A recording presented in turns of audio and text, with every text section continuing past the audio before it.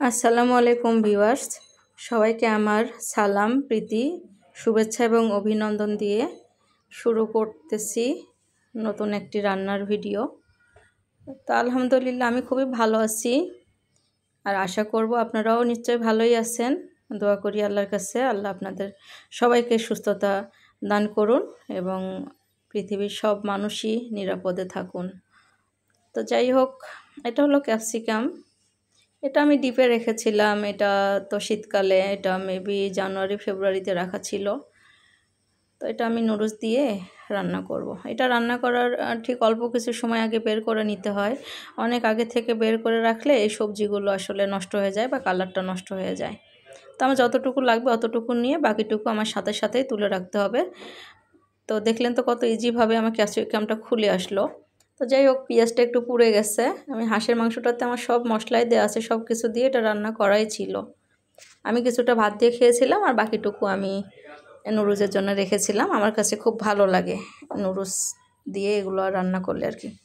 তো পানিটার মধ্যে নুডলসটা দিয়ে দিলাম, একটু সয়া সস আর টমেটো আমার ঘরে তৈরি। আসলে আমি এটা বোতলগুলোতে ভরে রেখেছি ঠিকই, এগুলো আমার ঘরে বানানো। টমেটো সসটা দিলাম, না দিলেও চলবে, দিতেই হবে এমন কোনো কথা নেই। দিলে একটু ভালো লাগে আমার কাছে, যেহেতু এটা আমার ছেলে আসলে পছন্দ করে সস দিলে। যাই হোক দিলাম। আমি মরিচ দিব না, যেহেতু আমার ছেলে খাবে।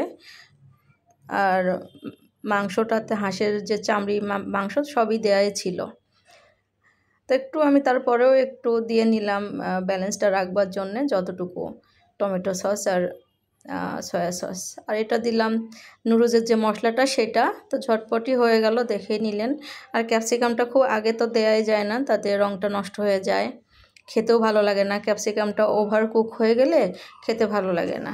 তো এই তো পরিবেশন করে ফেললাম একটু সাজিয়ে আর কি। এটা আমাদের কাছে তো খেতে খুবই ভালো লাগে আর বেশ সুস্বাদুও। আর হাঁসের চামড়ি বা মুরগির চামড়ি এগুলো তো আমাদের বিশেষ করে মেয়েদের খেতে খুবই ভালো লাগে।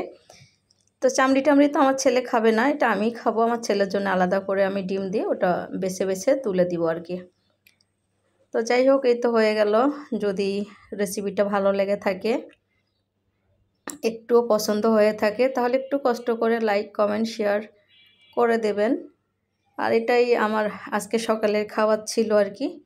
আমি আর আমার বাচ্চা নুডলস থাকলে অন্য তেমন কিছু আমাদের লাগে না। আর ওর বাবা তো রেগুলার বাসায় থাকে না যেহেতু, আর সে থাকলেও এগুলো খাবে না, সে নর্মালি বাঙালি খাবার বা রুটি ভাতই পছন্দ। তো যাই হোক, বিদায় নিচ্ছি। আল্লাহ হাফেজ।